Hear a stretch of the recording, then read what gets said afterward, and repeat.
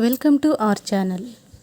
జీవితం ఎప్పుడు ఒకేలా ఉంటుంది అనుకోవడం ఖచ్చితంగా నీ తప్పే అవుతుంది. నవ్వుతూ ఉన్న ప్రతి మనిషి ఆనందంగా ఉన్నట్టు మాత్రం కాదు, ఆ నవ్వు వెనుక చెప్పుకోలేని బాధలు ఎన్నో ఉంటాయి. భార్యని బాగా చూసుకోవడం అంటే డబ్బు ఇవ్వడం మాత్రం కాదు, తనకంటూ కొంచెం టైం ఇచ్చి నేను ఉన్నాను అన్న భరోసాను ఇవ్వడమే. నువ్వు ఫోన్కి ఇచ్చే టైంలో సగం నీ పార్ట్నర్కి ఇవ్వు. నీ రిలేషన్ ఎంత బాగా ఉంటుందో చూడు. నువ్వు చికాకులో ఉన్నప్పుడు ఎక్కువగా మౌనమే వహించు. ఆ టైంలో నీ నోటి నుంచి వచ్చేవి మాటలు కాదు, మారణాయుధాలు. శ్రీరాముడు అంతటి వాడే రావణాసురుడికి నచ్చలేదు. శ్రీకృష్ణుడు అంతటి వాడిని కంసుడు మెచ్చలేదు. అందుకే అందరికీ నచ్చేటట్లు, అందరూ మెచ్చేటట్టు మనం ఉండాల్సిన అవసరం లేదు. ఎవరి జీవితం వారిదే, ఎవరికి నచ్చినట్లు వాళ్ళు ఉండొచ్చు. గతం లేనివాడు, గాయం కానివాడు ఈ సమాజంలో ఎవరూ లేరు. దానిలో మీరు నేను కొత్త కాదు, పాత కాదు. ఒకరి మనసుని గాయపరచడానికి ఒక్క క్షణం చాలు. కానీ గాయపడిన మనసు గెలవాలి అంటే మాత్రం జీవితకాలం సరిపోదు. పిల్లల్ని ఏ కష్టం రాకుండా పెంచటం మంచిదే, కానీ మీరు పడే కష్టం తెలియకుండా పెంచటం పొరపాటే అవుతుంది.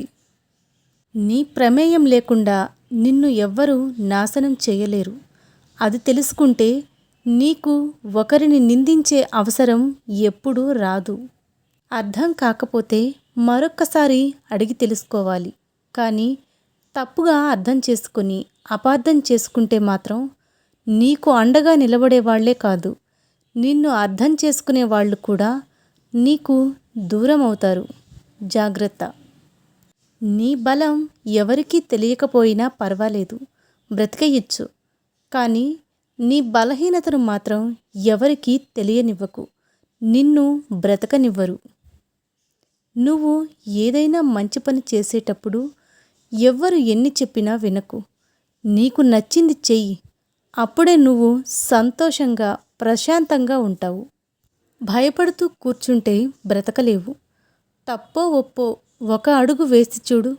గెలుపైతే నిన్ను ముందుకు నడిపిస్తుంది.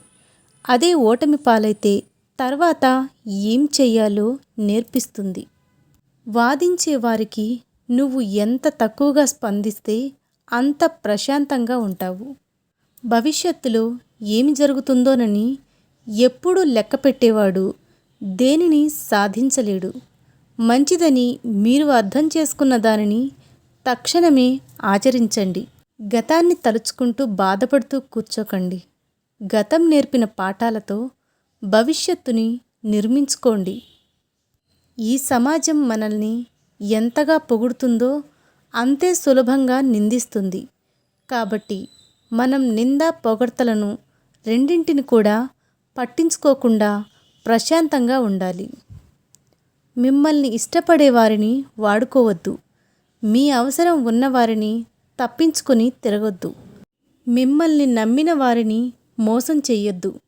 మిమ్మల్ని గుర్తుంచుకునే వాళ్ళని మర్చిపోవద్దు. ప్రతి ఒక్కరిలోనూ ఏదో ఒక గొప్పదనం ఉంటుంది. మీకు దాన్ని చూసే మనసు ఉండాలి, ఆనందించే మనసు ఉండాలి.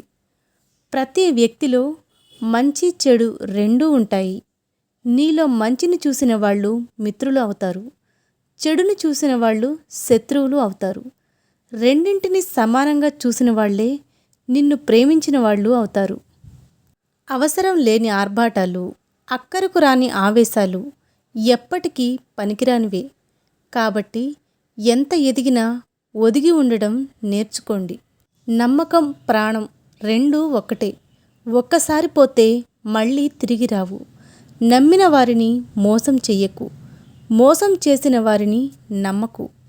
ఇతరులకు నీతులు చెప్పడంలో వచ్చే కుతూహలం, ఆనందం నీ తప్పులు తెలుసుకోవడంలో, వాటిని సరిచేసుకోవడంలో పెడితే చాలా ప్రయోజనాలు ఉంటాయి. నువ్వు తల వంచితే ఈ సమాజం నీ తల మీద కాళ్ళు పెడుతుంది. అదే నువ్వు తల ఎత్తితే ఈ సొసైటీ నీ ముందు తల వంచుతుంది. అందుకే భయాన్ని జయించు, విజయాన్ని సాధించు. కుటుంబం అంటే రక్త సంబంధం ఉన్నవాళ్లే కాదు, ఆపద టైంలో మీ చెయ్యి పట్టుకొని మిమ్మల్ని ముందుకు నడిపించే వాళ్ళందరూ మీ కుటుంబ సభ్యులే. ఈ లోకంలో ఉన్న చీకటంతా ఒక్కటైనా అగ్గిపుల్ల వెలుగును కూడా దాచలేదు. నీ లక్ష్యానికి ఆత్మవిశ్వాసం, కృషి తోడైతే నీ విజయాన్ని కూడా ఎవ్వరూ ఆపలేరు. నీకు సాయం చేసిన వారిని ఎప్పుడైతే పతనం చెయ్యాలనుకుంటావో అప్పుడే నీ అసలు పతనం ప్రారంభం అవుతుంది. కాలమే జీవితం. కాలాన్ని వేస్ట్ చేస్తే జీవితాన్ని వేస్ట్ చేసినట్లే లెక్క. తీయటి తేనె ఇచ్చే తేనెటీగలు కూడా సమయం వస్తే కాటువేయక మానవు. అలాగే తీయటి మాటలు చెప్పేవారు కూడా హాని తలపెట్టవచ్చు. కాస్త జాగ్రత్తగా ఉండండి. మనం ఒక నిజాన్ని నమ్మించాలంటే ఆధారం కావాలి, కానీ అబద్ధాన్ని నమ్మించాలి అంటే కేవలం నటిస్తే సరిపోతుంది. ఒక కంటిలో నలుసు పడితే రెండో కంటికి ఆ బాధ తెలుస్తుంది. కానీ ఒక మనిషికి బాధ కలిగితే మరో మనిషికి ఆ మనిషి పడే బాధ అర్థం కాదు. మనం ఎవరినైతే ఎక్కువగా ఇష్టపడతామో వారి వల్లే ఎక్కువగా కూడా బాధపడతాం. భయంకరమైన మౌనాన్ని ఒక్క మాట తుడిచేస్తుంది. అనంతమైన దుఃఖాన్ని చిన్న చిరునవ్వు చెరిపేస్తుంది. ఎవరు కారణం లేకుండా మౌనంగా ఉండరు. మనసులో బాధ ఒక్కోసారి మాటల్ని పైకి రానివ్వకుండా తొక్కిపెడుతుంది. యుద్ధం అనేది గెలుపు కోసమైతే నీ వారితో కలిసి పోరాడు. అదే యుద్ధం నీ వారి కోసమైతే ఒంటరిగానే పోరాడు. కింద పడకుండా ముందుకు వెళ్ళడంలో ఏ గొప్పతనం లేదు. కింద పడిన ప్రతిసారి లేచి నిలబడి ముందుకు వెళ్ళడంలోనే గొప్పతనం ఉంటుంది. జీవితం సుఖంగా ఉండాలి అంటే 3 విషయాలు గుర్తుపెట్టుకోవాలి. జరిగినది మర్చిపోవాలి, జరుగుతున్నది గమనిస్తూ ఉండాలి, జరగబోయేదానికోసం సిద్ధంగా ఉండాలి. మీరు సంపాదిస్తున్నప్పుడు పలు రకాల వాళ్ళు మీకు పరిచయం అవుతారు. 10 రూపాయల అప్పు అడిగినప్పుడు పరిచయస్తులు కూడా పరాయివారిలా మీకు దూరంగా పారిపోతూ ఉంటారు. విజేతల వద్ద ఎప్పుడూ 2 ఆయుధాలు ఉంటాయి.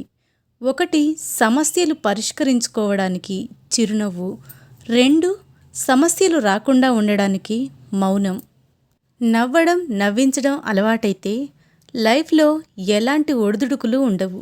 అందుకే నవ్వుతూ రోజుని ప్రారంభించండి. మీరు ఒకరి మీద ఎక్కువ ఇష్టాన్ని చూపిస్తే వారికి ఎక్కువ అలసైపోతారు.